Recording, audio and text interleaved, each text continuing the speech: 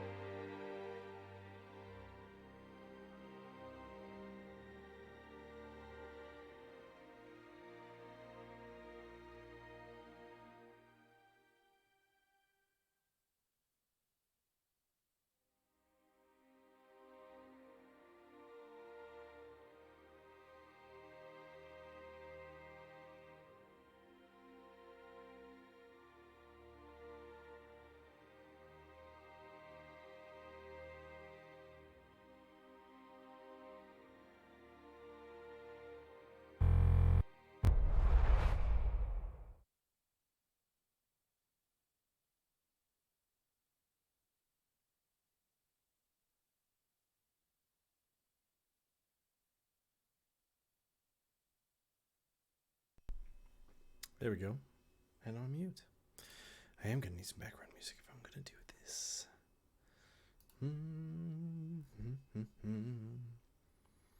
Traveling music.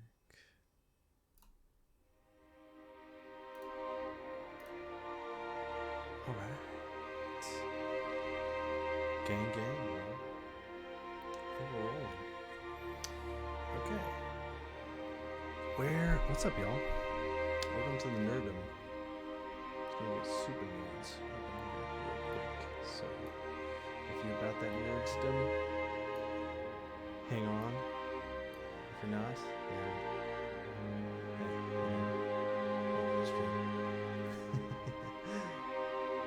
So, for anyone who is joining, sorry,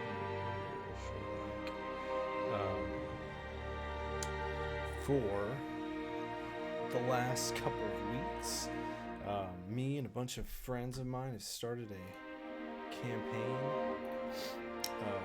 first campaign of D&D, and we've been getting our shit together, I would say, trying to figure out how to do this thing called Dungeons and Dragons. Super nerdy, but hey, we're accepting here. We love the nerddom. So what's up, y'all? Welcome to the Nerdom. This is episode 0. So this is kind of just like an introductory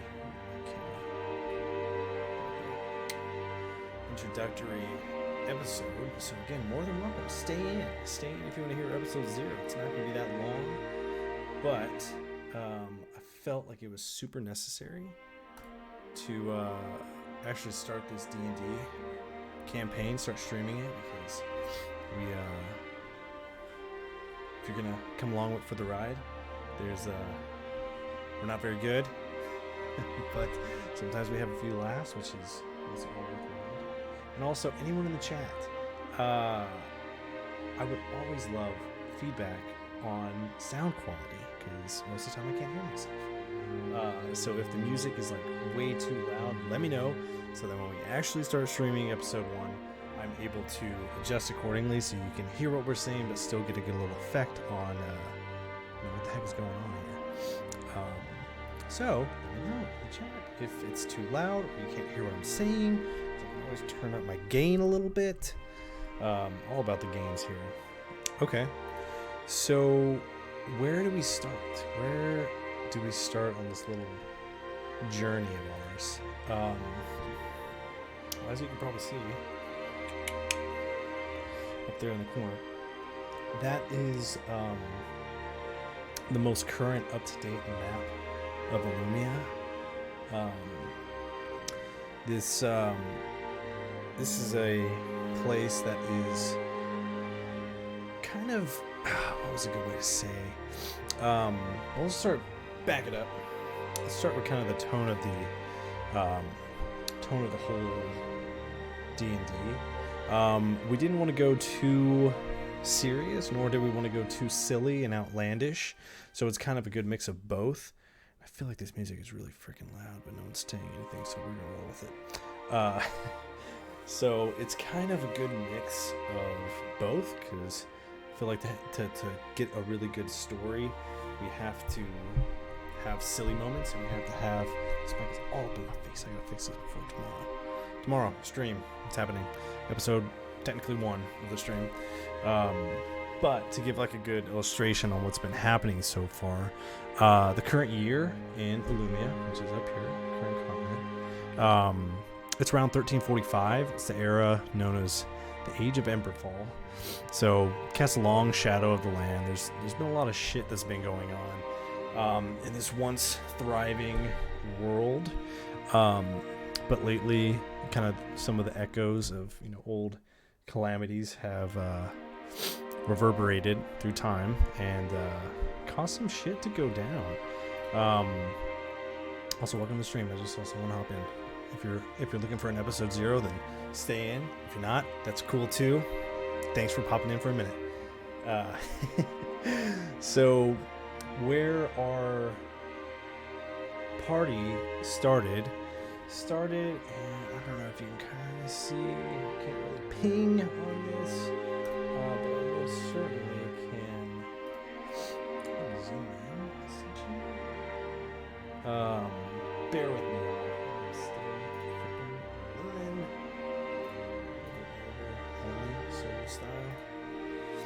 Okay. Bear with me, y'all. Don't freak out. Don't freak out. Don't freak out, y'all. Don't freak out. Don't freak out. Don't do it. Please, don't freak out. I swear. I'm trying my best. I'm trying my best. Don't forget. Don't forget. Don't freak. Oh. Okay. And then stress is strong. Okay, here we go. Yeah, we're back. Okay. So it's a little bit bigger of a map. I think it is a little bigger. But what I'm going to do is I'm going to zoom out a little bit and make it real big, because I want to illustrate kind of where our journey is taking place. So again, this is the most up-to-date map of Illumia. There's a bunch of different regions of this continent. So we have towards the we can start towards the start in the east. In the east, there's two of the major provinces of Illumia, which are going to be the Northern Reach Tundra. That's where essentially the state capital of the Northern Reach, Frosthaven, is located. But to the south, we have the Eastern Reach. So the Eastern Reach is going to be the majority of the southeastern side, if I need to speak. The southeastern side of Illumia. What else? To the north, obviously, we have the main Northern Reach. Hello. What's up? My dude. You said you were going to be hopping in. You came right on time. I was just getting into explaining the environment of Illumia. So, questions, if anything, just pop them off, because I always like to answer questions of things that I barely know about of a world I created. Which I still don't know, but I'll find those answers. So the Northern Reach, the most northern part of Illumia. Keep moving down. We got the Western Reach, and obviously, if you're looking at the map, you can kind of see the Western Reach is not obviously the most western part of Illumia, but I'll get to that in a minute. Kind of the center stage of Illumia is going to be Kingsheart, which is the city-state. It's where all of the royals live. It's the holy city as well. It's kind of your metropolis area, and you can see right towards the bottom, it's all in blue, which always helps if anyone needs some keep track of. Starhaven. Starhaven is the main city in all of Illumia. That is currently where all the royal family lives. Southern Reach, obviously in the south. Sunhaven is the capital of the Southern Reach. And then I'm just going to keep scooching stuff. It's not pretty, but it's going to work. The Wildlands. They are kind of a new, thriving, coming into its own city-state. And coming into its own, like I said, this is exactly what it sounds like. It's the Wildlands. Primarily forest. Stretches as far as the eye can see. Massive is the Verdant Wild Forest. The Forgotten Grove is located in there, a very holy forest. Thornhaven, which is it's kind of starting, again, if you can't really see, my bad, y'all. But it doesn't really matter, because we're going to get into that in the stream in a couple episodes. But Thornhaven is kind of the main city in the entire Wildlands.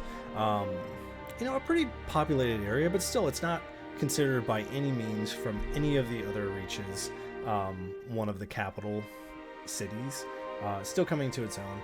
And then towards the north, we have the Isle of the Ice Giants, separated by the Hydra's Neck, which is a strait And of course, Stoneheart Bastion, which is going to be kind of it's a neutral territory. Obviously, you can see it's white, it's a neutral, so all troops are kind of located there from all of the reaches.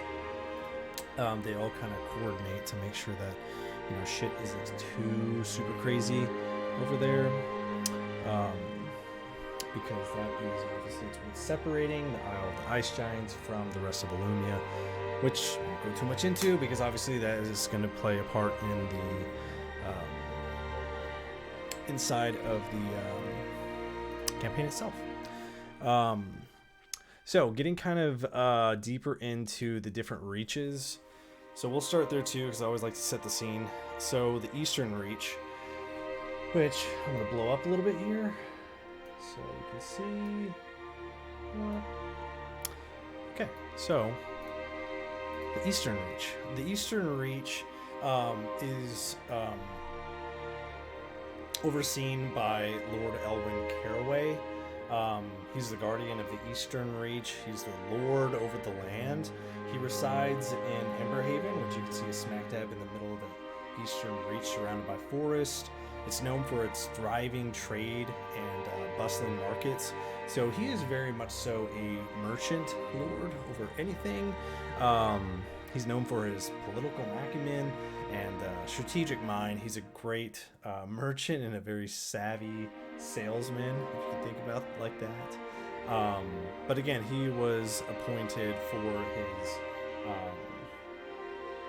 just expertise in being a merchant. Again, the only way to thrive is to provide goods, sell goods, make a bustling economy, and he plays a very pivotal point in that. Overall he's a merchant. Just think of him as that. You shoot over to, again, it's the most western state or province, but it is not the most western place in Illumia. So the Western Reach is, as you can see, very populated with mountains. The Obsidian Peaks are the mountains that run through a good majority of the Western Reach. It's ruled by the Black Flame family. Lord Morven Blackflame is the ruler of Shadowhaven, which is the capital of the Western Reach. It's in the heart of Obsidian Peaks, which is the mountain range. And Shadowhaven is kind of, what's a good way to put it? Kind of think of them as the, I want to say Russians, but I don't want to say Russians because then everyone's going to expect a Russian accent and mine's kind of rusty. But think cold mountain terrain. It's shrouded with, windy, narrow mountain peaks, pathways through the mountain. Obviously, if you're getting deeper into like Mistwood and Ashenwood, plains, forests, it's nothing out of the normal. But again, the majority of the money comes from Shadowhaven, because they are very much so a mining facility, and anything that you pull out of the ground is worth something to somebody. So again, being surrounded by mountains, precious metals, gems, they are thriving metropolis.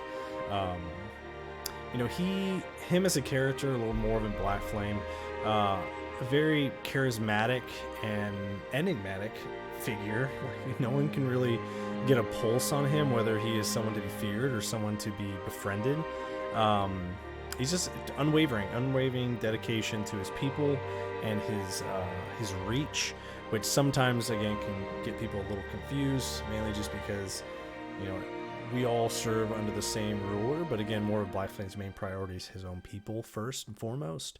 Again, it makes a very good ruler, but sometimes with that, the other reaches kind of clash on that. We can shoot back over to the Northern Reach, and again, the Northern Reach is kind of split in two, mainly just because of some of the climate changes in these two. So this is the Northern Reach and the Northern Reach Tundra. Again, they're kind of the same state essentially, but again, two different climates, two different cultures. It's the entire Northern Reach is overseen by Lord Harrington Frostborn. He's the Warden of the North Tundra and also the Northern Reach. His city is nestled amidst the icy tundra of Frosthaven. It's a towering fortress. Frost and snow everywhere as far as the eyes can see. If anything, he's more Russian than anything because he's way out there in the tundra. But seasoned warrior, expert in surviving obviously like harsh conditions and climates. The current ruler of Illumia, King Aldrich, he values his loyalty and fierce combative skills. I mean, he's someone that if you're wanting to build really strong troops and a really strong army, he can supply that. So he's kind of the brunt and force of the current King Aldrich's lords, which is always super nice to have. If we cycle back down to the Southern Reach. So the Southern Reach is kind of exactly what you would picture south of the border. We got a ton of beaches, perfect climate, spanning, almost half of the entire southern part of Illumia. This is definitely a luxury place to go. This is where a lot of people go and spend time and spend money. Lady Celine Sunfire, she oversees the Southern Reach. She's a sentinel of the Sunhaven, which is going to be the primary capital in this area. But yeah, located, it's lush greenery, sun-drenched fields. The city is renowned for its festivals and its grand libraries and artisans, and kind of more of a production base, like a lot of wheat, a lot of agriculture, because we got just plains as far as I can see. I mean, herself, Lady Celine, she is very much so renowned for her unwavering devotion to like justice and democracy, even though they're under a monarchy.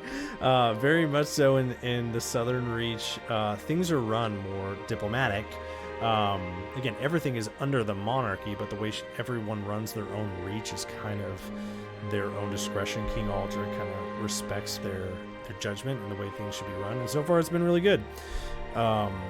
But she very much so is a great ruler. People really respect her, and even though her title is lady, she's very much so someone you don't want to test if you ever have to, so I would stay away from that. And then I guess I'll shoot over to the Wildlands. The Wildlands, again, this is kind of an untamed area. We have Thornhaven, this newly bustling city that's started just a couple villages in close proximity, kind of scooting together to form a good round fortress, essentially, because again, surrounded by the Wildlands, it's either band together or die. So it's starting to grow, starting to expand. They're expanding their walls, they're expanding their barriers. They want to build that image on being a capital state, just like Shadowhaven or Sunhaven or Starhaven. But they're not there yet. They still have to jump a few hoops before they get recognized. Obviously, some other notable places in the current Wildlands is going to be the Verdant Wild Forest. This is still an untamed forest shrouded with mystery. I mean, some people still see elements of Fae trickling in from the Fae realm in this forest. And the Forgotten Grove. The Forgotten Grove is going to be one of the most holy spots in Illumia. It's a holy forest. There is a tree which is called the Source of Life. A massive tree growing in the center of the forest that people make pilgrimages to go there to see the just the magical nature of this gigantic tree that's still growing in a ever so shrinking forest and ever so shrinking world. But also, again, like I said, there's a touch of Fae still in these forests, which shows the kind of like the innocence of this area. So again, some people in the Wildlands want it to be a capital, Thornhaven, and make it a proper state in Illumia, but some people are like, nah, let's keep it the way it was. If it ain't broke, don't fix it, kind of thing. Um, so that is our current state of Illumia. Oh, no, done messed up. Hey, Ron, come on, Trev. Boom, one of the most important ones by far that we haven't even gone over is going to be King's Heart, smack dab in the middle of Illumia. It is the heart and soul of Illumia. This is where our royalties are born and raised, and most of the time they pass away in King's Heart as well.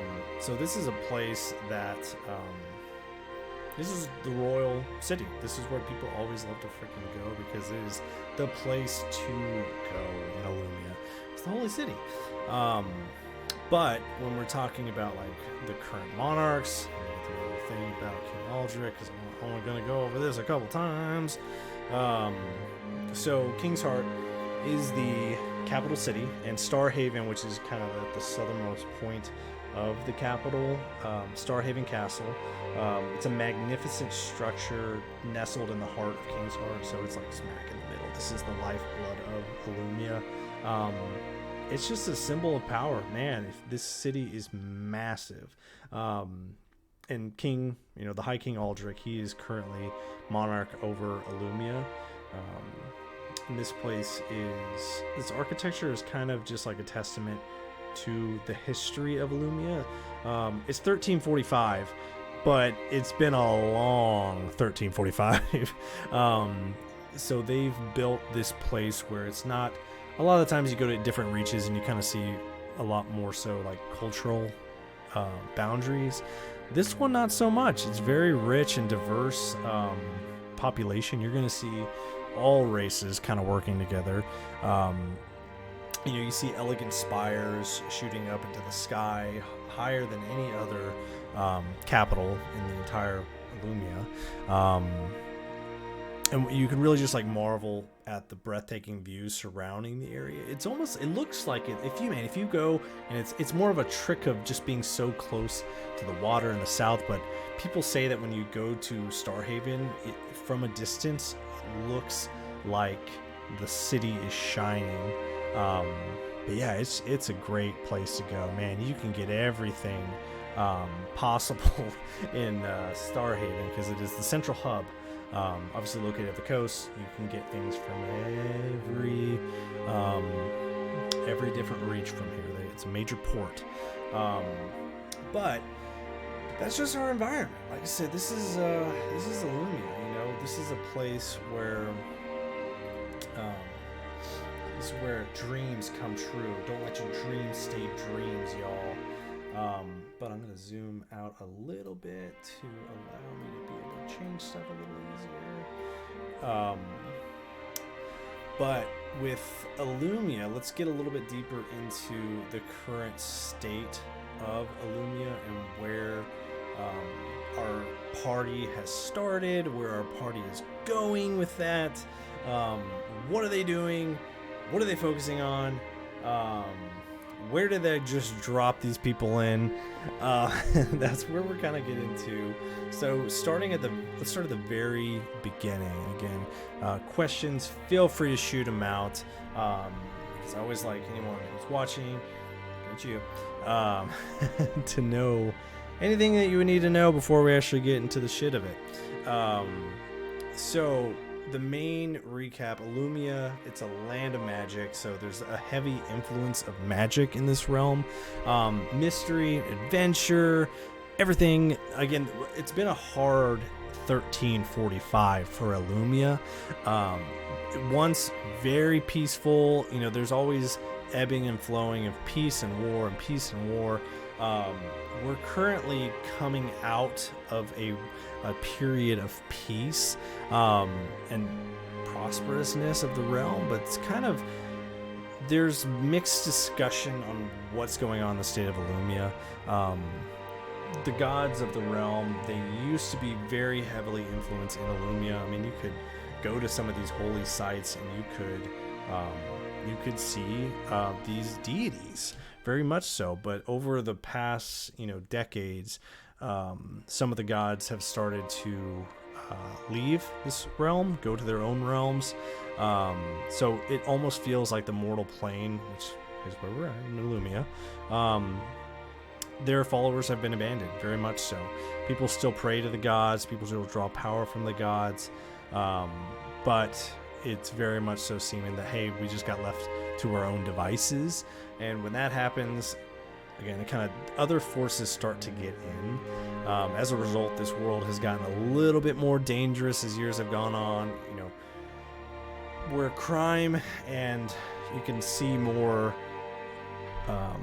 monsters than there used to be. Again, there used to be deities on the mortal plane, so it was not uncommon for, hey, there's something going on in like Elvenhome, which is in the Northern Reach, kind of on the border between Northern and Western Reach, that a deity or a god would just go and get rid of the problem. Not so much anymore. Like I said, we're in the age of Emberfall. Things are kind of falling apart. It's a dangerous place. So, again, the year is 1345. This period is a period of change. People are looking for answers. People are looking for someone to give them what they need. But yeah, that's kind of where, time period wise, where we are currently at. And our tale really begins how a lot of them do, honestly. It begins very much so in a tavern. It begins in a tavern, how cliche, but it begins in a tavern. And it's actually a tavern, and I'm going to zoom in because it's always great to have a little mini map. And beforehand, give it a little shout. Oh, look at my D&D mug. That's pretty dope. And let's get back into it. It began in a small town outside of Whitestone called Oakenfort. It's a very one pony town kind of situation. And we have our party. Our party had gathered in this tavern not as a party at the time, as individuals. They very much so were brought into this tavern to... Whoa, that probably messed up a little bit of my things, but that's okay. Very much so brought into this tavern with an idea of, hey, I got this contract. I'm going to go finish this contract, get my money, get in, get out. But as they got to this tavern, they realized that they were all kind of brought there to do the same job. You know, Lord Caraway, which is the Lord of the Eastern Reach, he contracted a handful of adventurers, knowing that, hey, everyone I've contracted individually didn't come back.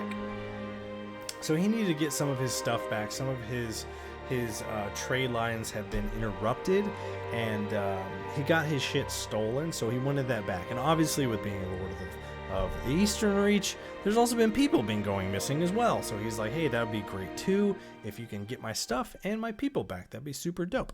But hey, welcome to the stream. I saw someone just joined. What's up, dude? Episode 0. So we're getting ready for main episodes starting tomorrow, actually, which is not our normal schedule, but it is because it's Valentine's Day on Wednesdays. Every Wednesday, 8:30, Twitch, TikTok Live, probably some other ones too if I can figure it out.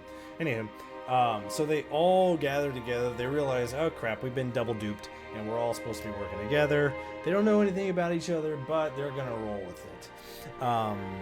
And now what we're going to get into is I'm going to introduce, and again, you guys will be able to meet these people that I'm going to be talking about, this party that I'm talking about, the who and the whats. But let's talk about the first person that rolls up into it is Mr. Let's see if this transitions well. Oh, it transitions so well. Okay, Mr. Bojack Sultan. Man, he is. I'm going to. Whoa. Okay, Mr. Bojack Sultan. So he is a half-orc ranger. This is also custom freaking character designs. So hope everyone likes it. Dope artist on Fiverr, Dragon Arrow, super dope. Super cool art. So Bojack Sultan, he is simple half-orc. born into a simple family in a small village, which at the time it's still a small village in most people's eyes. Thornhaven in the wildlands, in the forested land. His parents, farmers, raised with the love of a big family, always fascinated with the world and the creatures that live in it. So that's why he decided, hey, I want to be a ranger.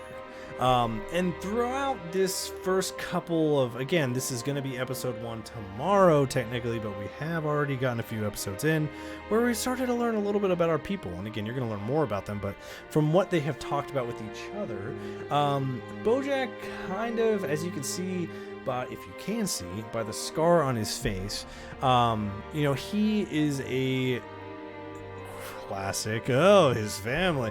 No, his family did unfortunately perish one night when he was a teen. He was out doing his apprenticeship rangerness, which for his words just means he was out hanging out with animals in the middle of the night. But as he came back, he saw that his village was in complete destruction, fire, flames, and packs of werewolves everywhere. And this specific pack of werewolves that he was selling is led by one monster that has been plaguing Illumia for years, which is a giant, like a gargantuan ashen fur werewolf. And the locals have named him Fenris, the Blood Moon, because every time there is a blood moon, he goes and cause destruction everywhere he goes. So the village was in chaos. People were dying left and right. Bojack did his best to fight off werewolves, but unfortunately his family, his siblings, his dog, everyone was massacred, except for him. He survived. But again, with that pain and tragic backstory, his grief and anger led him deep into his career of being a ranger, to be the best tracker there is, to find the best companion animals that he could possibly find. Hey, thanks for joining the stream. To ultimately track down this werewolf, avenge his family, and be done with it. So he's become a fearless warrior, ready to help those in need. And still to this day, it's been about, Bojack. Okay, so it's been about 10, 15 years since that night. So he's grown up a good amount, but still hasn't found that werewolf. He keeps tracking it down. Again, they only seem to find Fenris on a blood moon, which doesn't happen too often. But when it does, there's the entirety of Illumia that you're looking for. One single, again, he's massive, gigantic werewolf. So he still paces forward. So he's our first that we see in the tavern. But then the next party member that they don't know they're a party member is I'm gonna zoom him in because he's super probably tiny on the streams. Boom, boom, skaboom. All right, we got Pheromon Dulldeep. So Pheromon is he is a human cleric. I think I told you, half-orc ranger. Okay, I'm making sure to tell you guys what they are. You'll find out as you go along, but you want to find out what they are right now. He is a human cleric of the party. And his story is kind of more so a couple years ahead because he's a little bit older than some of our party members. But he hails from Celestia. Celestia is by far the most holy city in entirety of Illumia. Again, Starhaven is very much so the capital, the royal capital, but Celestia is going to be the holy city. This is where you see pretty much every temple devoted to every god of Illumia located here. But Pheromone Doldy. Let's get back into him. So he, again, through our travels so far, I kind of like that I didn't start from square one because it was a little bumpy in the beginning, but now it's gotten a little bit not so bad. But from some of these traveling that we've been doing with this party and doing some contracts and adventure and helping people and then not helping some people, we found out that he is actually, of all the group, the seasoned adventurer of the party. He actually traveled with an adventuring party previously, the Luminous Vanguard. It's a adventuring party that stems from King's Heart, so they kind of were the shit back in the day. But unfortunately, one of their main tasks was hunting and exterminating goblins throughout the entire of Illumia. Goblins, very much so in this world, still have a negative image, kind of like, what's a good example? Maybe like possums. That's a bad example because goblins are sentient. But got like possums that, people are like, ugh, gross, nasty, rabies, but then actually like possums are not that bad. Same thing, goblins just kind of have a mixed, some like, they bare their teeth and they're scary, but then sometimes you just see them in a village and they're just chilling. Again, still kind of mixed reviews across all Illumia on this specific race. But they were getting stories about this goblin town that was just wreaking havoc. So as the proud adventurers they were, they went to go exterminate this horrible town of monsters. Everything was going great until it wasn't, and when it wasn't, the party was on their last leg. They were getting their shit rocked, and the current leader of the Luminous Vanguard, his name was Vex, he made a choice in a split decision that we need to get the heck out of here, and someone's got to be the scapegoat for this, because we're not all going to get out of here if they're focusing on everyone, or one here and one there. So they all dipped out. They left our boy Pheromone to his own devices, to his own death, because he was surrounded by a horde of goblins. Again, he barely made it out alive, but he did, and this kind of scarred him with kind of a two-part hatred. One for the goblin party that nearly killed him, but then also for his ex-adventuring party that left him to die. So he's got a vendetta against his old party, and he's got an ever growing and loving hate of goblins. Very much so a goblin slayer. So that's our boy Pheromone. He's always the go-to guy for answers and to answer questions, because he's done a lot of it, honestly. And then who else starts to pop into the mix? So probably at that point, without even really realizing it, that inside there was a rogue halfling. She was there the whole time. She might have been there first. Who knows? But again, she is born and bred in the shadows. So we got our girl Luna Leafwillow. So she's a halfling. Obviously, you can tell, not with the proportions that I just blew her up, but she is a halfling rogue. So she has always been in tune with the shadows and the spirit world. She comes from a long line of seers and mystics. So she's always had an affinity for the supernatural, very much so before she actually became a rogue. It's a gift she's always had, and it's unfortunately brought her a lot of pain, a lot of suffering, because at a very young age, she had a terrible vision. Again, at the time she was a child, she didn't really know what this was. She thought it was just nightmares over and over, night after night. And even though her parents also had the gift of being a seer, a fortune teller, they couldn't really interpret, hey, is this a nightmare, is this a vision? We don't know at this point, because they, being very seasoned people of for seers, mystics, they weren't having any of those visions. They didn't see any of the stuff that she was seeing. So she tried to warn the best she could as being a child, but no one was really, it's child's nightmares, just put it on. Unfortunately, one day the entire town again. Oh, tragic backstory, characters. Don't judge us. It's campaign 1. But the entire city was razed to the ground. Flames everywhere, burning everyone and everything. But not her. So this time it wasn't, she wasn't there. She was there. She was in the shit when this was all happening. So it's kind of weird that she's the only one who survived. But still that kind of haunting feeling of why was it me? Why was I the only one? Oop. I lost connection on Twitch.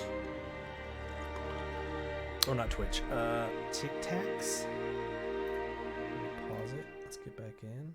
Pause. 1 sec, y'all. Continue live. Okay, I think we're live. I think we're back live with Keechwan. We still live? You still see me? Are you still there? Yeah, buddy. Okay. I don't know. TikTok Live does the thing where it's like, it gets weird. They won't let me get my stream key so I can just do it all from Streamlabs. Anywho, so she was very much so with the feeling of oh, why was it me? Why was I the only one? I don't know why. But throughout her life being completely abandoned and very much so not left to her own devices. Like again, Bojack was a person of the forest. He thrives in the forest, so he was doing good. Luna not so much. She was in a very loving household that was a very farm related household to nothing. So she kind of made her way city to city, kind of just like let's see, think Aladdin, kind of living off the streets, getting bonds with just other street urchin people, trying to make ends meet, stealing where she has to, even though she really doesn't want to have to, but sometimes you really have to when you're young and you don't get no foods. Still trying to figure out what happened, how did I get in this shitty situation, and how can I get more out of it. And then we'll go kind of the last person that no one ever really sees them in the, I'm gonna fix this a little bit. No one ever saw her in the tavern, mainly because she was just hanging out outside in the trees. Whoa, that was way too big. We got our girl. Oh, hold on, let me fix it. It's way too big now. Big woman. Okay, there we go. Kezia Elmstone. So she is a half-elf druid, and she hails from the, again, we looked at it, Elvenhome. She comes from the boundary between the northern reach and the western reach. So like I said, she is a druid, so she's a little far from home at this point. But Kezia, I keep calling her Kevia, don't say that. It's not with a V, it's with a Z. It should be with a V at this point. So she is kind of more from the north. And so far with the party and their progression, we don't know a whole lot about where she came from. She kind of mums the word. They keep saying, yeah, she's from Elvenhome. She's from, everyone knows that town. Not a lot of people have been to it, but everyone knows that town. So she's been very much so a woman of the woods, and there's not a whole lot to tell so far because we haven't really gotten to go into it too much. But being a druid, you can always count on her to help out with any kind of nature checks or survival checks. So she is going to play a good role in a majority of Illumia because it's still a lot of wilds. So that's our current adventuring party. Those are the people who all met in Oakenford outside of Whitestone. But more importantly, what we can spend just the last little bit of time to get everyone up to speed is currently just, well, getting y'all up to speed on where are we at. We know where now. We know who, but we don't know. Let me switch back to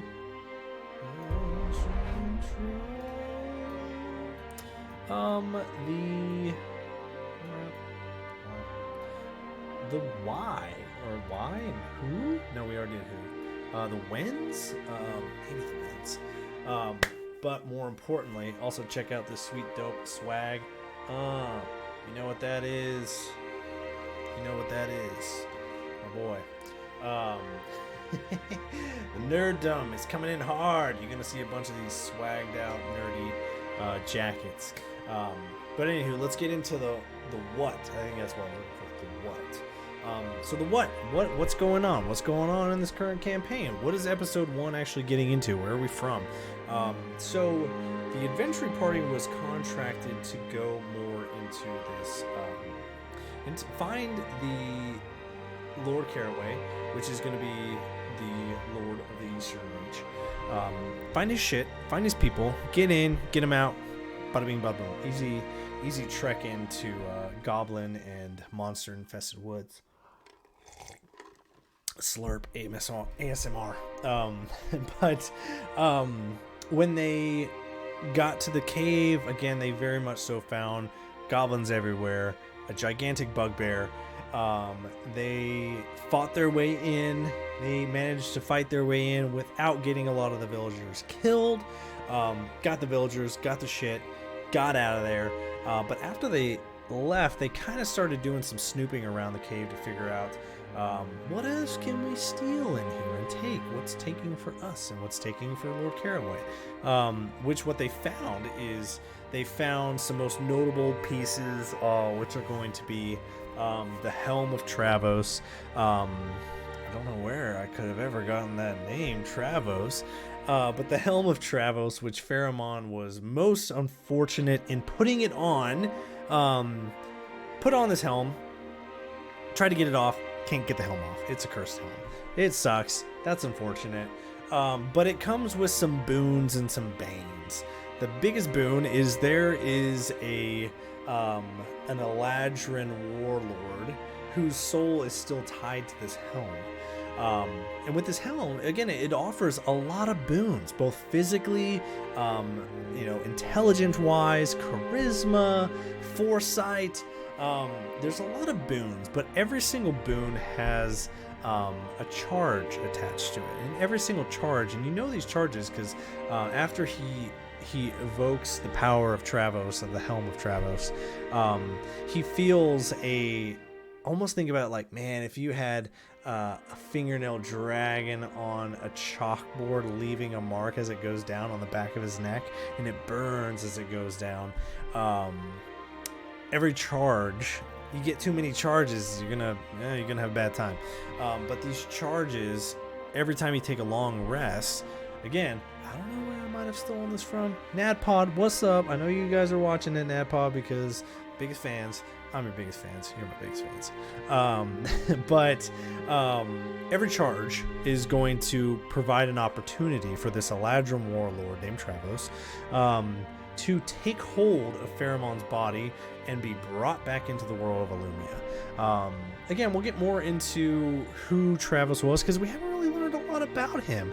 Most of the party at this point in time, they're not historians. They don't know a lot of this. They've heard of, hey, hundreds of years ago, this Eladrin warlord went to Illumia, tried to eradicate everyone who he deemed unworthy, which was everybody who is not Eladrin. He almost did it too. He was stopped. He was slain. Everyone thought he was gone, but his soul was actually trapped in his helm, which now is on top of Pharamond's head. So they found that, which is super unfortunate, but also fortunate. It comes in handy sometimes, as long as you can pass your con save at night. So they found that, which is super cool. What else did they found? On this bugbear, they found a tome, a book of sorts. This is my personal one. This is all my secrets. But they found a book that is just radiating with dark energy, dark power. And at the time, they didn't think anything of it. They're just like, hey, I'm gonna put this in my bag and we're gonna keep going. They didn't really think anything of it. The next time they took a contract, they realized they felt pretty good after only a couple of contracts, and by felt really good, they had increased 6 levels, starting from level 1, 6 to 8, I can't remember specifically, 6 to 8 levels, almost overnight, which was just like, they instantly are thrown into power that they don't really know how to control, and they don't really know how this has happened. But they have the power now, which is super cool. So they keep taking contracts here and there, taking adventures. Eventually, they find themselves in the heart of Whitestone, looking for, what else can we do here? And what they find is they are introduced to the Church of the Void. The Church of the Void is a local... It was, well, actually, a better way to say it, it was previously a local cult. Now its little tendrils have reached out to all parts of Illumia. It's a cult, very much so. It recruits people willingly and sometimes not so willingly. No one really knows what their motives are or what their religion actually is, because after you're already in it, it almost seems like, hey, I'm part of the ship, part of the crew. Hashtag iFunny. But no one can really figure out what it is, and no one's really wanting to step on it. A lot of the lords of the land have kind of, I'm not handling this one. I'll pass the buck to somebody else. But they found the Church of the Void. They found these acolytes trying to unforcibly push some individuals into the church. They follow these acolytes to the church to find an outpost where, as they were going deeper, level by level, into this church basement, they had found a chamber which was having sacrifices. And one of the sacrifice on the tablet was a local merchant, same as Eladrin, or Eldrin, not Eladrin, that's Aladdin. Eladrin is a race. Eldrin, so many names, y'all. So many names to remember. Steel trap with rust. But Eldrin was unconscious. He was the next sacrifice on the mark. But they rescued him. They got him out. They defeated this drow priestess. And then they found another book.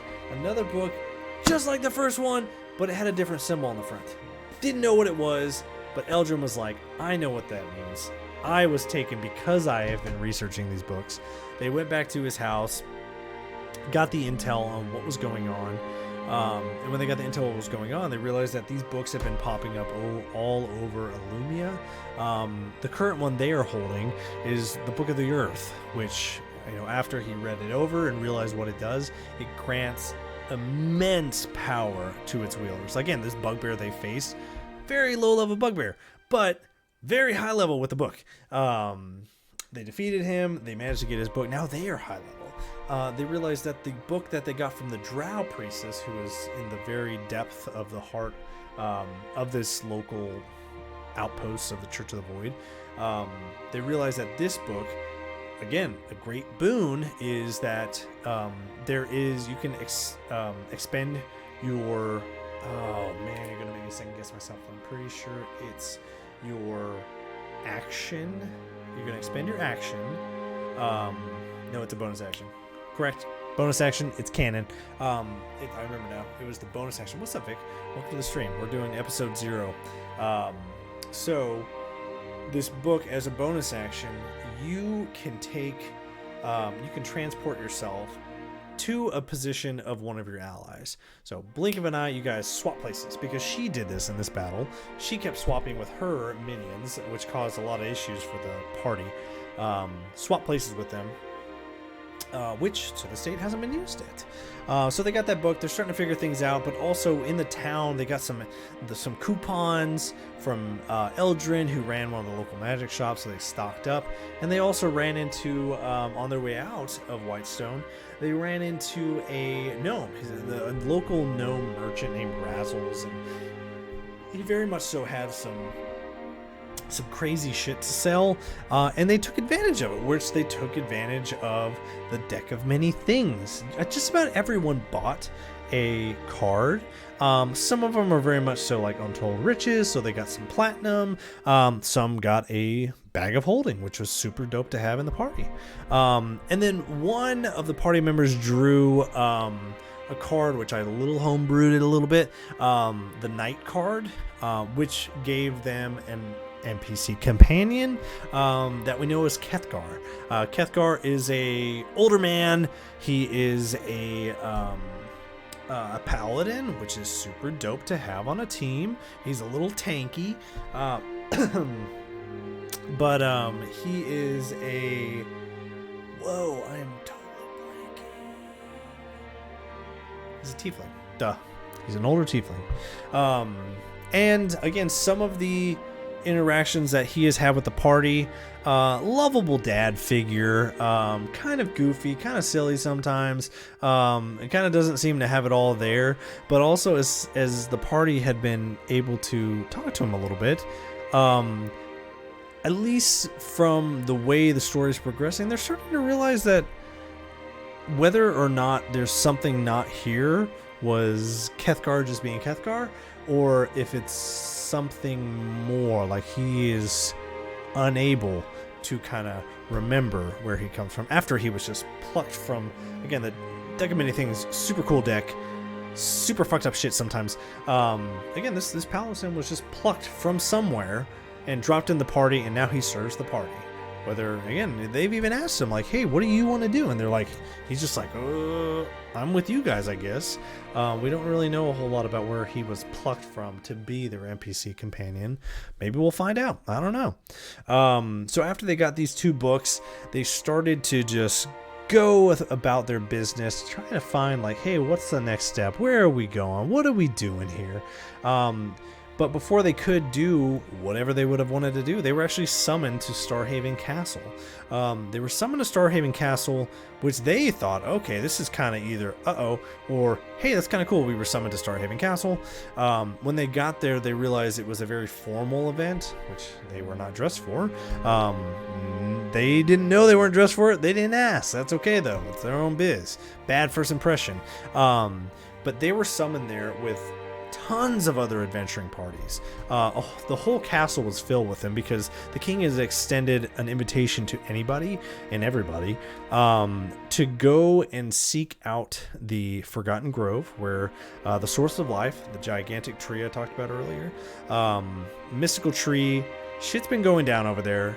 All of the lords of the land know something's going down over there. The forest is dying. There's also been tale of the source of life dying. But that's kind of where he was explaining to everybody is we don't know what's going on, because anyone who's gone there, hey, welcome to the stream. We're doing episode 0, so if you want to know about the D&D that's going to start tomorrow, stick around. If not, then nice seeing you. So because no one has gone there, figured out what's going on, and able to come back. So again, a lot of these adventurers are like, love you, your majesty, but we know the track record on this quest. It's not good. They've dipped out.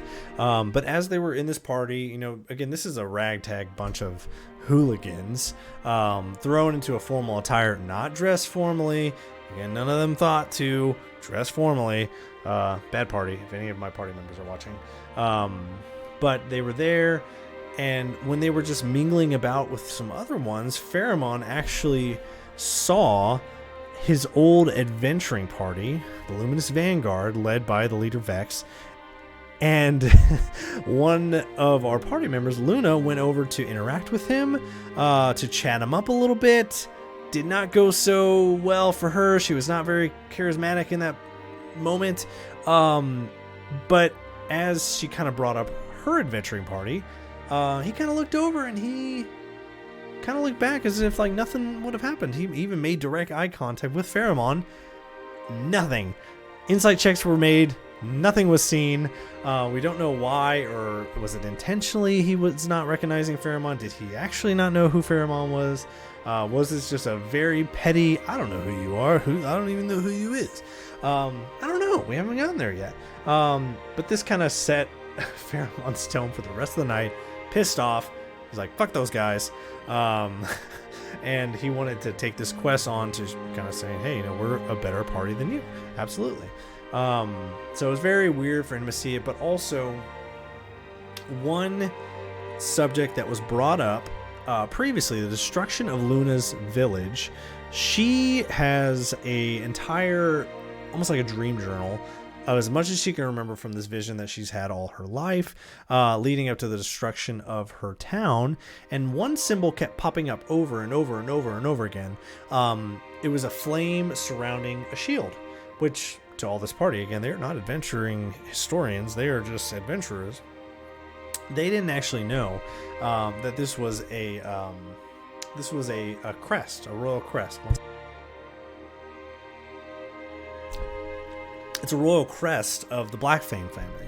So Morven Blackflame, which is the current lord of the Western Reach, that's his. You like that? Yeah. Psych, redo, because I showed you that I turned it off. I didn't turn it back on. This is my brand new toy, the HyperX Quadcast S or R or something. I think it works pretty good because I can turn down the gain down here and yada yada.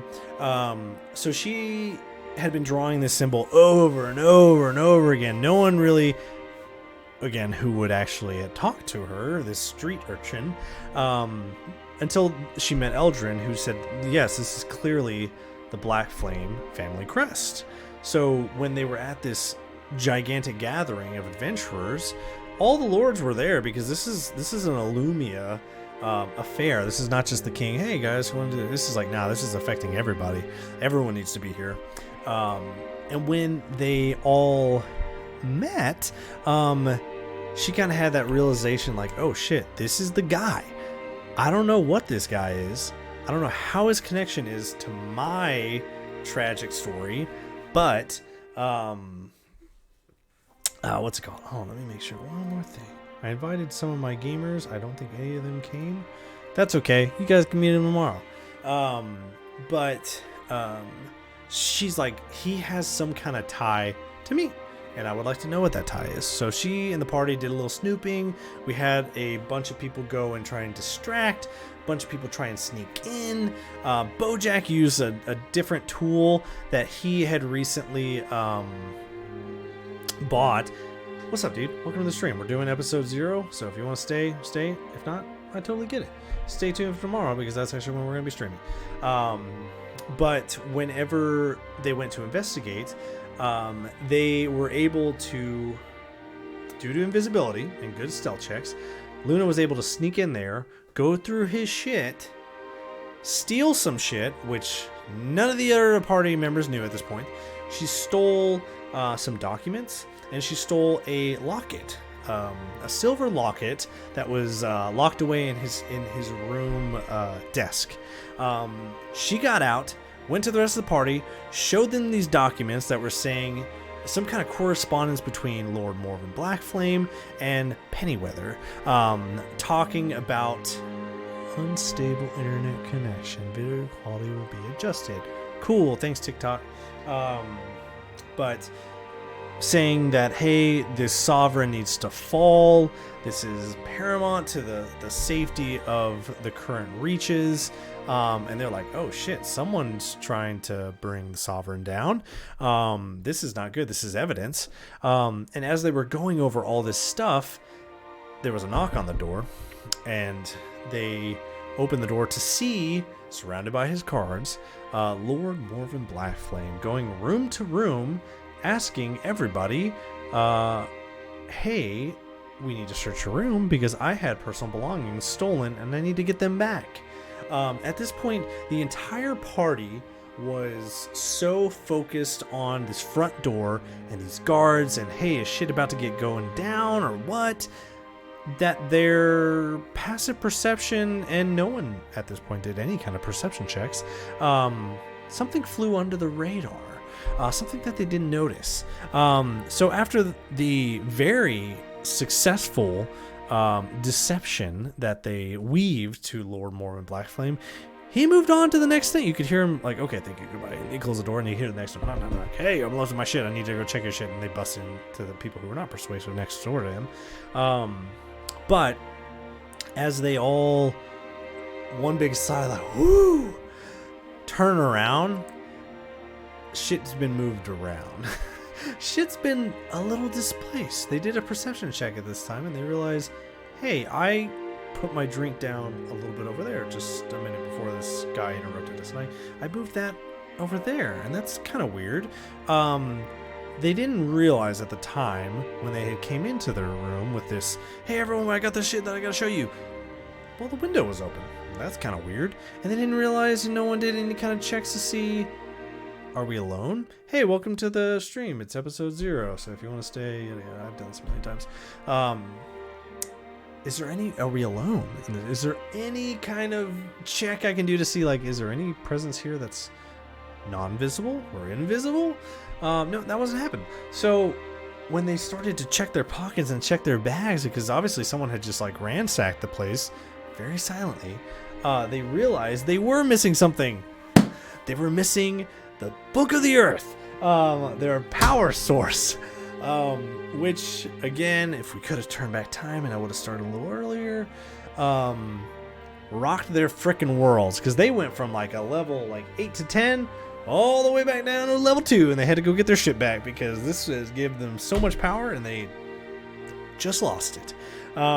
So that obviously kind of springboarded them into, okay, instead of doing whatever the heck we wanted to do, we need to get this book back because I don't like being weak. It sucks. So they went to confront Lord Morven Blackflame in Shadowhaven, so his domain, and the party themselves were like, what kind of paths are we going? We going in ripping and tearing? Nah, it's not a good idea because we're super weak and we're storming a fortress. Didn't work. They're like, okay, what if we sneak in, steal our shit, get out? Okay, yeah, that could probably work. Again, we're super low level because we don't have any of our power anymore. Then they kind of thought, okay, what if we stack our odds a little bit and we go into a bait and switch almost?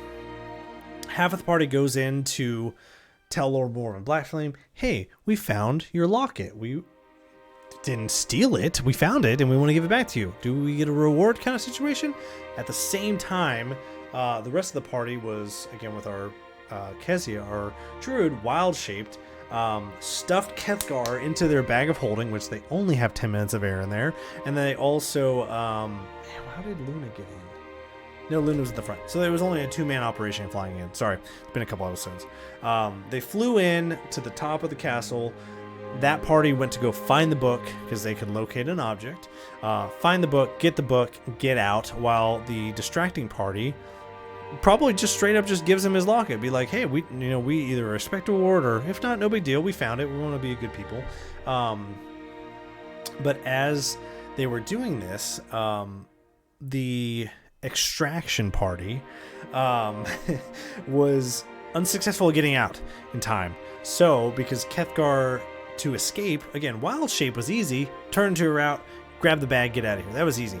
A large 6'4" tiefling paladin in full plate armor, getting him out was a different story. So they stuffed him back in the bag and they're like, okay, we just gotta sneak under here, we gotta rendezvous with the distraction party, and then just get out of here. We got 10 minutes. 10 minutes started to run out very quickly because they had to avoid the butler, the servants. They had to avoid a lot of people. And finally, as they were like, okay, great, here's our locket. Good luck. Appreciate you. As they were leaving, open the door, guards standing right there.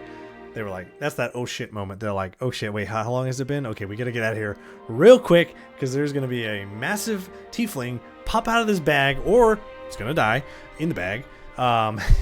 And we're not gonna be able to get out of here because they're gonna be like, why were you doing that? That's super sketchy. Come back in here. So they turn around. At this point, Kethgar bursts from the bag of holding, gasping for air. This set off a chain of events with Morven Blackflame at the top of the stairs, extending a challenge to them. He thoroughly whomped all of them, very much so, but then at a standstill, he stopped and he's like, okay, you guys have proven yourself, and we're fighting on the same side. We just didn't realize it. And, I wanted to test you like I had tested all the other adventurers who had sought my aid. And he said, you guys are the only ones who've passed. I've been following you for a while. I've been seeing your exploits. You seem like good people. I want to help you if you help me. he goes to tell the party some of his reasoning for doing this, that he has an ulterior motive. And this is not something unknown. This is something he straight up said. He's like, I could care less, but I want to focus on my people and my own. And he said that his... take a real... a lot of talking, sorry. Trying to get through this in a short amount of time. So, if anyone ever does see the campaign and they want to see where we started from, that it's not super long to watch. So I'm trying to keep it next 10 minutes or so. So he tells the party his motives for this is a motive of vengeance. You know, he shows the party down to his basement where he has one of his servants cast a fireball straight down a long hallway, lighting all of the torches down the hallway, and you see hundreds of dragon skulls from all ages of dragon, from newborn dragon to, hey, this thing was just in the egg, to adult and ancient dragons. He has been commissioning anyone to kill these sons of a guns and bring them the skulls, because his daughter was, again, this is canon, it's not a secret, it's been told, his daughter was also gifted with foresight, and she was a lady of the mysticism and magic seers. So him, knowing the land because he is a lord, he sent her to Ebonshire, which is Luna's home, because Luna's parents are world-renowned seers. People go to them to get prophecies and to see, how is my lineage going to do. So he sent his daughter to Ebonshire to learn from them, and she was honing her craft. She was becoming her own seer and happy. She sent word to her father about a vision she was having, and a vision that Luna, they kind of made the connections. Hey, Cheese, love Cheese, welcome to the stream. But they both were having the visions of this destruction of Ebonshire, and she sent word to him. He, without a second thought, mobilized his army. Get the frick over there. Get my daughter. Get out. But again, moving troops. Again, if you look on the map, Shadowhaven is not a hop, skip, and a jump from Ebonshire, which is going to be kind of the northern part of the Eastern Reach, right at the corner. That's a long way. That's a couple days' journey to go through. Let's see. Well, if they go the long way, travel the road up through Ashenwood, and then cross over, even just crossing an army into a different reach, even though we are currently at peace with all the reaches. Mobilizing an army past state lines is, you gotta X some lines and dot some T's to get across there without being like, are you invading my territory? So by the time he was actually able to get there, it was too late. The town was already gone. There was no trace of anybody left, and the reason why there was no trace of anybody left is because the destruction of Ebonshire was by dragonfire. It disintegrated everything. Hey, Casey Graham 960, welcome to the stream. It's episode 0. Destroyed everything, so there was nothing left except for one child, which in his state of grief, he kind of left it there too. Again, like he very much so, my family, my place, my people, that's all I care about. Plug my phone in, it's dying. And he took his army and left it all behind him. So they realized the connection, that her connection to him at this current point is not a, hey, this is an evil dude who was seen in my vision. He's like, hey, this is a dude who was also affected, that he also lost just as much as her. And he, at least of all the realm, of all the different reaches, he's the only one who mobilized an army to go and help. But unfortunately, the distance was the enemy there.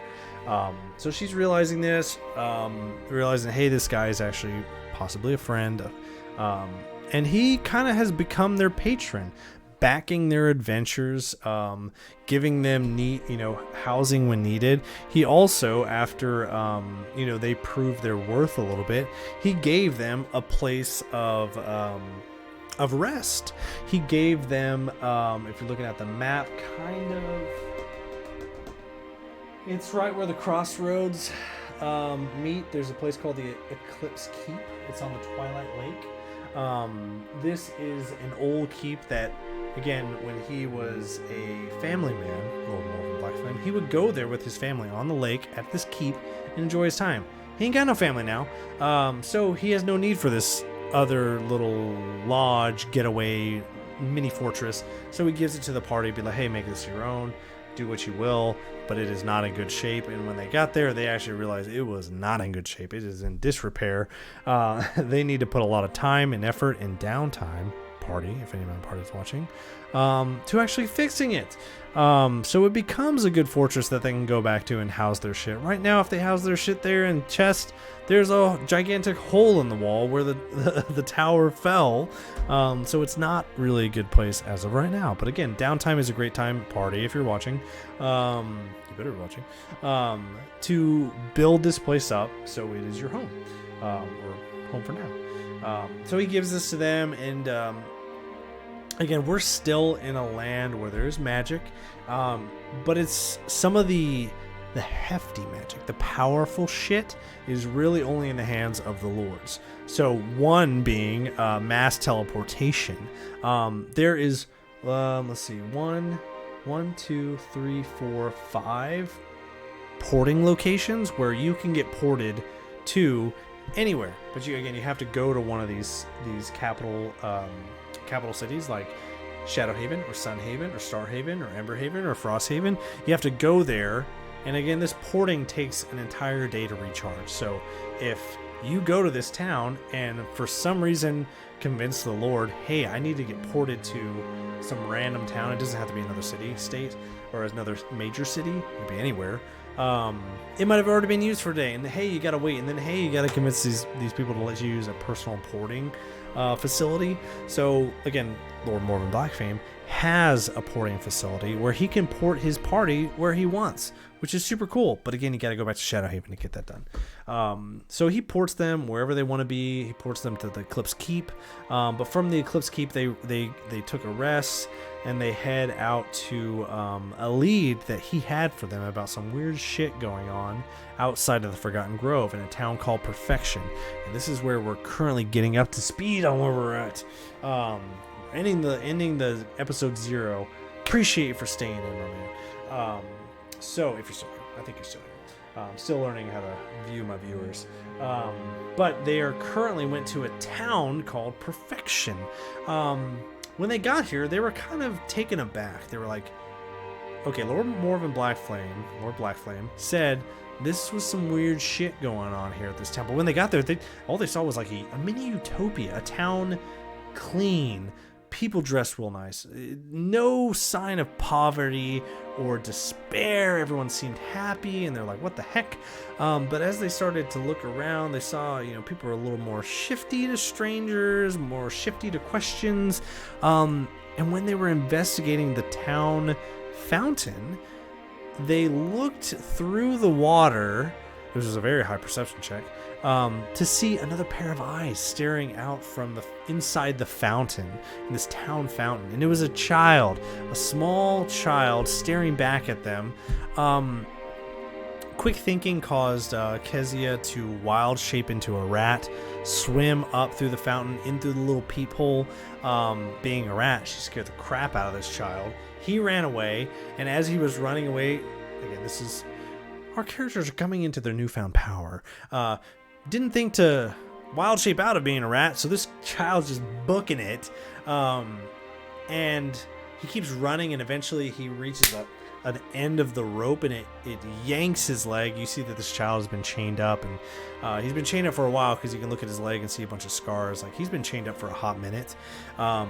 And she unwild shapes. That sounds accurate. Talks to the kid. The kid lets him know, like, hey, I'm here. Yeah, no, I'm here just like every other kid before me was here. It's my job. to stay down here for the next 5 years, in not so casual terms. But they realize, like, okay, hey, like, this kid doesn't know anything. It's just a kid. So he leaves the kid there. He goes out and they kind of start investigating, and they kind of rough up one of the bartenders to get some answers, and rough up one of the clergies of the church, which was in town, which they found out was the Church of the Frickin' Void again. This was another outpost. And as they were shaking down these two people for answers, they realized that the gig that this town had, the deal that they had taken, is every 5 years there is one child that needs to be, and this is a book and I really wish I could quote it, but it's okay, it's whatever. One child needs to be completely miserable, almost in pain 24/7 for the next 5 years, and if that need is met, the whole town will flourish and be prosperous. But again, this one child has to be completely miserable for the next 5 years. But then they get out and they're kind of praised as a hero and they get to live the high life at that point. But the party was like, nah, this don't sit well with us. Let's not make this happen.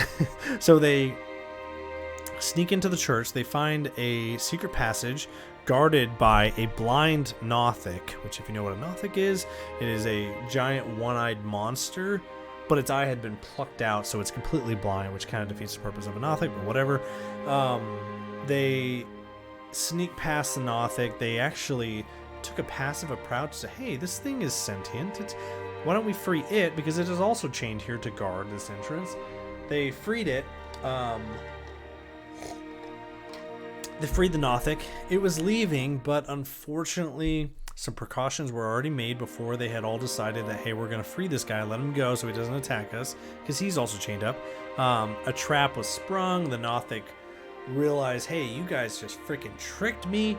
I'm going to kill you guys. But they tried to let him escape. As they ran away, Pharamond was not having that shit. And he was like, hey, this ain't cool. I am going to blow this Nothic into oblivion. And he ran out, and as this Nothic was busting out of the church to escape, he guiding bolted it, and it obliterated the Nothic all on the front of the church, and this caused alarm to be raised. And this is just him. Everyone else is still down in the underground tunnel, getting this kid out of here. Again, Team Pharamond, which was cause of distraction, not willingly, not part of the plan, and Team Extraction, which were getting the kid and get the frick out of there. So they grabbed the kid, they started leaving the church. As they were leaving the church, as soon as they reached 5 feet past the church, kid flat down, passed out, gone, not dead, just out of there, passed out. And they realized, oh shit, okay, they grabbed the kid, put him back in the 5 foot, kid pops back away. Weird, okay. 2 and 2 together. This kid can't leave the church right now. So they decided, well, he's not dead, right? And they're like, no, he's not dead. Grabbed the kid, left. And as they were leaving, they found a treehouse with a creature in it. And again, I'm summarizing. There was a lot more into it, but a creature was in there. They got a very strong fae feeling from him, and they found out this was a local changeling that had been contracted by the Sealy Court to track down a fugitive in our realm. Eventually, the whole party and this person put 2 and 2 together to say, okay, when we were in town, the current Church of the Void priest, Father Cromwell, kind of shifty, kind of weird. We think that's your dude. And when this changeling takes a note of it, he's like, yeah, that's weird. Falls backwards, opens up a portal into the Fey realm, gone, and they're like, what the heck was that? So they go to investigate Father Cromwell's tower, which he's been residing in ever since he came to this town of perfection. Go through his shit, kind of loot his place, realize, okay, this is kind of... We got to come back here. There's a giant machine in one of the chambers that is just radiating this dark purple black viscous material that when they did an Arcana check, they realized that the pulsing of this liquid in the machine was, what's up user, whoa, that's a bunch of numbers, you need to give yourself a name, pulsing out into the entire town of Perfection. And then so they realized, okay, this we have to leave because church is about to let out, Father Cromwell's gonna be back in here, we've been fighting shit all afternoon and we're super tired, so we got to get out. They took a long rest, but as they were leaving, they knew they had to come back, so they came back at night. Fortunately and unfortunately, church is not happening at night here, so Father Cromwell was in the tower. There was 6 stories. So they did some reconnaissance, saw that he was currently in the library, which was a couple stories up. So they're like, okay, if we sneak in and we go to the one area that we had been avoiding, they had been avoiding, as far as they thought, was a trap, a very obvious rug on the ground. So when they were in there the first time, they avoided it like the plague. But when they went back, they flipped open the rug and they realized, hey, this was the basement down. And when they went down there, they saw a laboratory, and they actually saw, Bojack saw someone he knew down there, someone from his past, a quote-unquote godfather, someone, I guess it would be a godfather, someone who raised him when his family was killed and taught him how to be a ranger. He hasn't seen him in years. He was like, what the heck are you doing here? He's completely out. He's got a syringe to his neck with a metal pipe leading up in a chair. And it looked like, from them looking in, they were like, okay, they're sucking something out of him. But as they were looking in, they realized that this black purple viscous material was actually pumping into his neck. They ripped it out, and this tube going into his neck was about like 6 to 8 inches long, the syringe tube. It was very weird. So they were like, okay, we got to get him out of here. As they grabbed him and they were going to leave, doors were locked. Couldn't get out. A trap was sprung, and they realized, they opened one door, and it was kind of funny. They opened a door, and Father Cromwell fell out of the closet.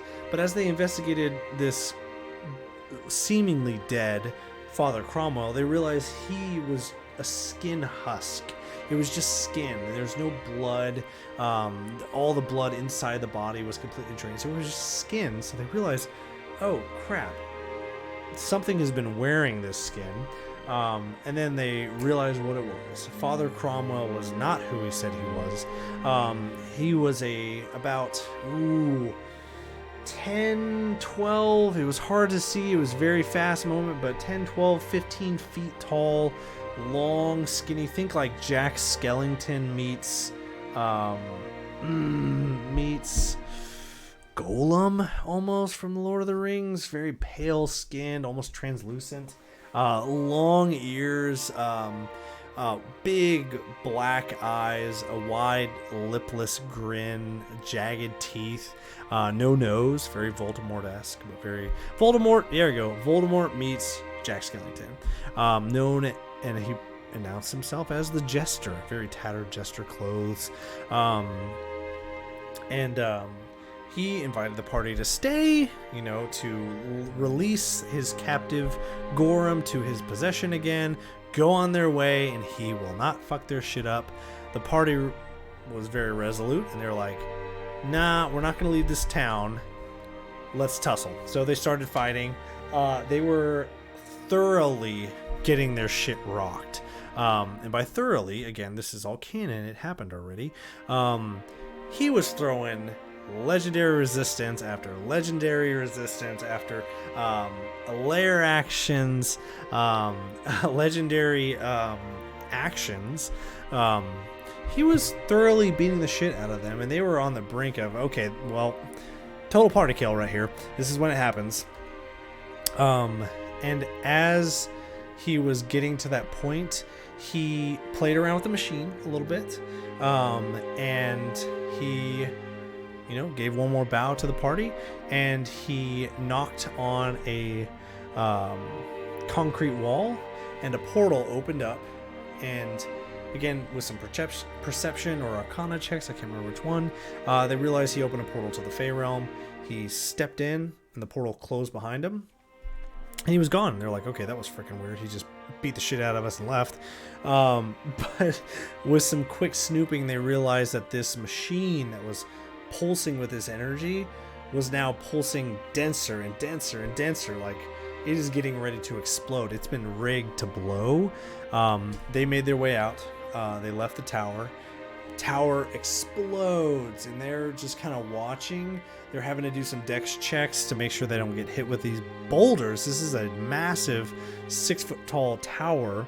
And as they were like, okay, we're in the clear, they were in the clear as they overlooked the town of Perfection just getting pelted with these tower debris because they weren't able to stop the machine from exploding.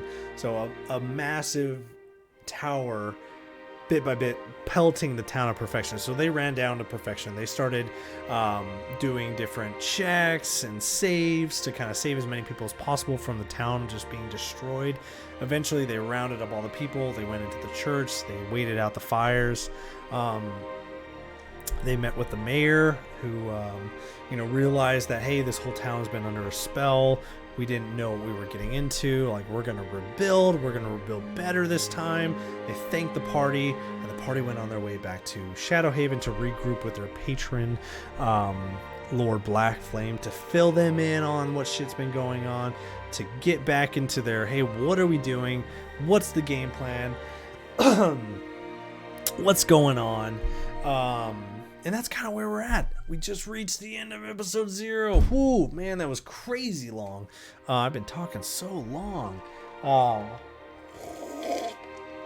ASMR. Travis ASMR. T-Rav ASMR. But that's where we're currently at. This team is in Shadowhaven. They've rested for the night. They've bandaged their wounds.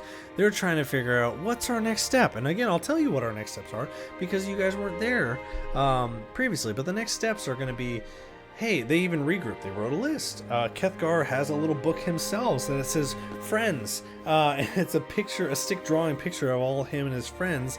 And he wrote down his list. Okay, there's things that we need to do.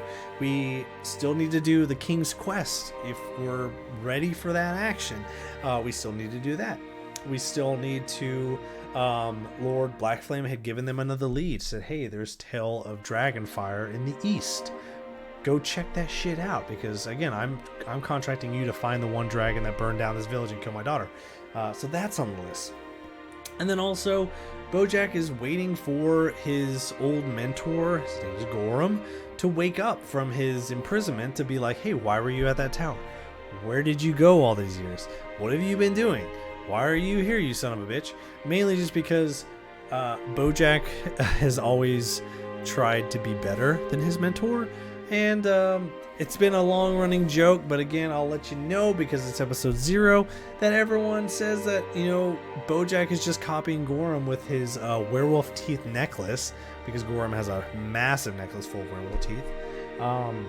Before I forget, episode 0, the one card that Bojack drew from the deck of many things was he inherited an enemy. Somewhere, some random person, random NPC, since we're episode 0 and not full roleplay mode, some random NPC just wants to kick his shit in and beat the crap out of him at random. And Bojack has already encountered that person. I'll give you a little background because it's going to become coming back in because of the way it's been going so far. He ran into this guy, saw this guy at a distance, raise his sword, run towards him. Before this gentleman who was rampaging towards Bojack could even get close, Bojack loosed an arrow, killed the man in one hit. They realized that this man that had magic forced to be Bojack's enemy was just an old man with a cane. Bad perception check. So he killed this old man who was the NPC who was destined to kill Bojack. He's dead. But then a couple episodes later, it seems like his son ran into Bojack and was like, hey, I'm going to kill you because you killed my father. And this guy is currently in his... The old man who was the original card drawing was in his 70s, 80s. His son is in his, early 60s. And I was like, you kill my father, unwarranted, I'm going to kill you. Bojack kills him too. Is this where stops? I don't know. Is this going to continue? I don't know. But again, Bojack's wants to talk to Gorham, figure out what have you been doing? Are you wanting to join us for this next part of our journey? What's up? Have you had any leads on this werewolf? Werewolf thing's a big thing. Long-winded, but I got it almost under 1 hour and 30 minutes. 1 hour 40 minutes. It was a little bit of time that I was just loading up. So I'm going to say it was 1:30 for the complete episode 0 to get you caught up to speed on Illumia, which is up there. Boop, there we go. Where we're at, we're in Illumia. The year is 1345. And you've met all my party members. You will meet them tomorrow and normally Wednesday at 8:30 Central Standard Time to see what's going to go on, what's happening, where is it at.